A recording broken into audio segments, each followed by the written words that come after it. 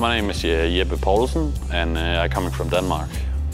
And so I have worked 2 places before on 2 farms, and I talked with my bosses about it, and they have never been out traveling, and it is something they regret very much. So they was like, yeah, you need to go out traveling.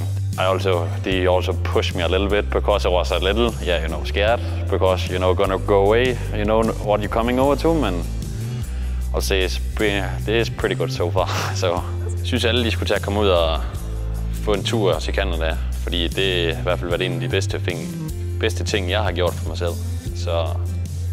Så synes jeg helt klart, at I skulle prøve at tage med AI, fordi det har egentlig, jeg har gjort min tur nemmere i hvert fald, men at finde det her sted, hvor jeg er, det har i hvert fald været en fed oplevelse.